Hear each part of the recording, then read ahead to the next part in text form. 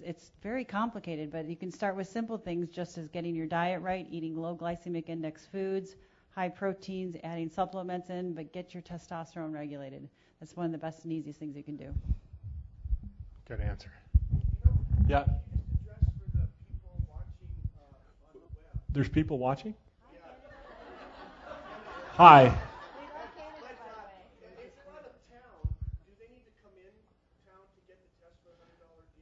If you're watching, that extends to you as well. So if you want to contact us and do a PPMR or come in and see us, we'll extend that same 90. I think it's under $100 appointment. They have to come in for the test, yes. But everybody's different, and sometimes if you're really sick and have chronic issues, like sometimes we work with, you can start the process right away and start sending information because it takes our team a while if it's real chronic stuff, okay? But no other questions? Okay. Sandy will tell me how many more we can take. 2 more, as my daughter says. She only knows the word 2, so everything's 2. I said, what about 3? No, just 2.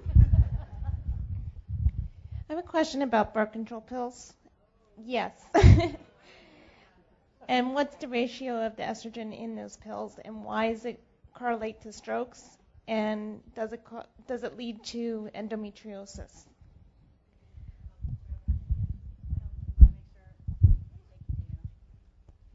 You asked one of my favorite questions. To repeat the question for those of you in Canada, which, by the way, I love Canada. Go Canucks. I grew up in Detroit. So my first romance was with a Canadian. I've got to love those Canadians. So her question was related to birth control pills. Number one, let me make sure I get the questions right. So what's the ratio of estrogen and the cause of endometriosis and birth control pills, and how does it lead to stroke? Okay. If you recall from my discussion, what causes blood clots and different clotting risk factor? Oral preparations of hormones. So the sheer nature that oral birth control pills go orally and through the liver, you're going to kick out clotting factors. All birth control pills will kick out clotting factors. So if you want to use birth control and avoid that, you have to go non-orally. NuvaRing, OrthoEver patch, IUDs, something that avoids the oral cavity to go to the liver. With that said, obviously pregnancy is a very high risk state for blood clots. So you have to weigh risk of pregnancy versus other preparations, and are birth control pills appropriate? And I like birth control pills, don't get me wrong. You just need to understand the risk. If you're older, you're smoking, you accelerate that risk greatly. So you want to make sure you're using them in the right patient populations. Again, I do prefer the non-oral routes, but if that's all they can take and that's working for them contraceptively, you just need to know the risks. Number 2, birth control has estrogen in it. It is a synthetic estrogen. It is not a bioidentical estrogen, which introduces its own components of risk. So they can cause they don't actually cause endometriosis, but they might stimulate endometriosal cells in the beginning if you have different regulations and depending on the types of birth control. However, the biggest thing birth control pills do is shut down ovulation, which shuts down your own production of estrogen, which is why we use them to treat endometriosis. So you might get a flare of it as the estrogen goes up quickly from those pills, but once the ovulation is stopped and that whole ovarian function, which is usually 7 to 10 days, it slows down that growth of endometrial tissue. So it's actually useful for treatment for endometriosis. With that said, a lot of providers are giving birth control pills out randomly, not knowing the differences between them. A low estrogen pill is the worst possible thing you can do for a woman unless they have polycystic ovarian syndrome. And that's a whole nother talk. But low estrogen is not good for people because what that means is it's low estrogen, high progesterone.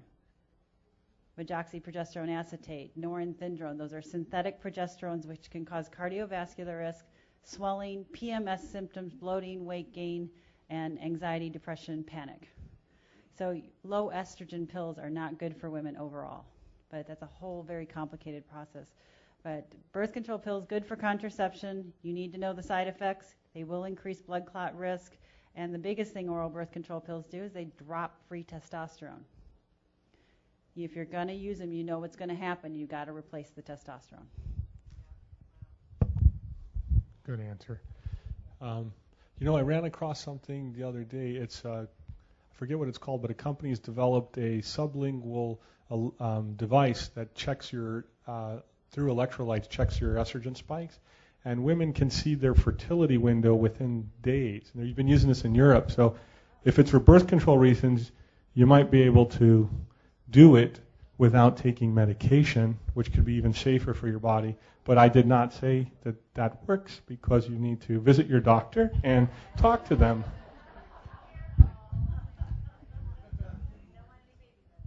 Hi, I have a question about prolactin levels being a little high.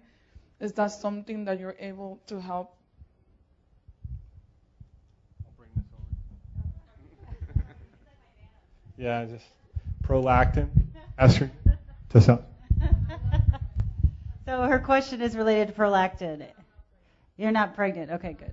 Usually prolactin is the hormone that the body starts to secrete to let down milk out of the breast to breastfeed a baby. So it usually goes up normally during pregnancy, end of pregnancy, while you're breastfeeding. With that said, there are other things that can cause elevations in prolactin. Mild elevations in prolactin are usually due to hypothyroidism that's been undiagnosed. You correct the hypothyroid, which is low thyroid, and it goes away. Benign tumors in the pituitary, so a small tumor in the brain, can cause those elevations of prolactin, and that is a tumor that either needs to be taken out very rarely or blocked down medically. Other things that can cause elevations in prolactin aside from pregnancy would be medications. Antipsychotics are notorious for that. There are other medications that can do that as well. So you have to make sure you understand what the causes of the elevated prolactin before you decide the course of treatment. But the most common and consistent thing that I see, very mild elevations, is an undiagnosed hypothyroidism. And just on that thyroid thing, they're misdiagnosed many, many, many times. If you're expecting your thyroid test to tell you whether you're hypothyroid, forget about it. For years, it's alternative doctors have known this and treated patients using Armour and other things. You can really, really not base it on. You can manage it with labs, but you cannot diagnose hypo. So many of you might say, I have normal thyroid. You probably don't. Come in and see the doctor and get it fixed, okay? Thank you for being here tonight, guys. And I'll pass this over to Sandy. Great job. Thank you. And I've got a little something for you both.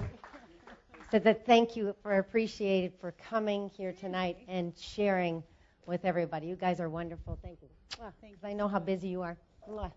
That leads me to our last draw for the night. And I'm telling you, the Canadians, they've been texting us back and forth. They're loving all of this. So we're very fortunate to have them right here in our backyard. So we have we also have some bags that are going to be passed around. If you'd like to make a donation, even if it's $1 or $2, we do appreciate that.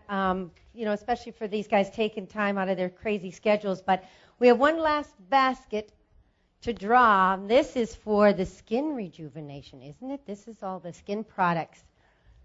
That's amazing. Do you want to hold that for me? And from DeRosa Medical.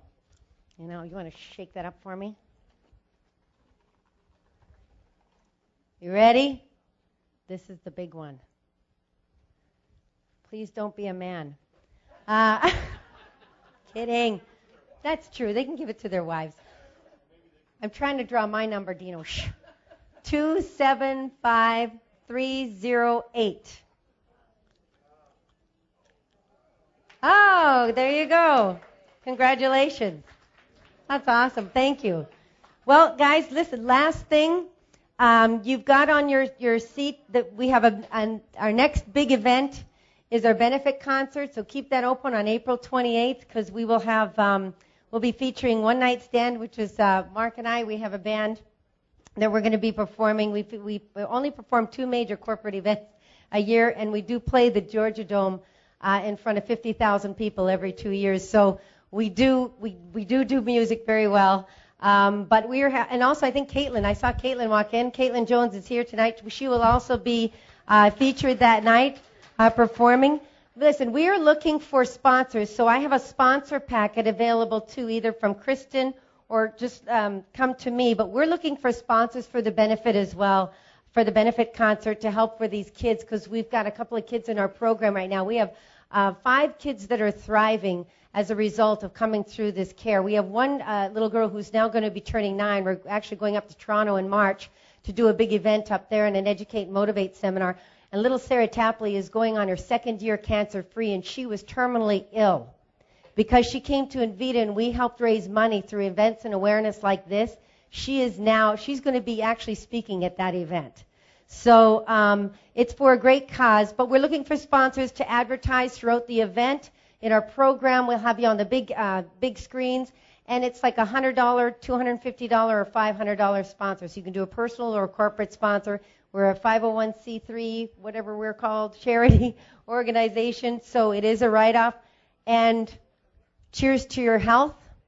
And they are here if you want to talk to them personally. They're going to stay here for a little bit. And but please enjoy. We have a lot of wine. We have a lot of food. And thank you guys for coming.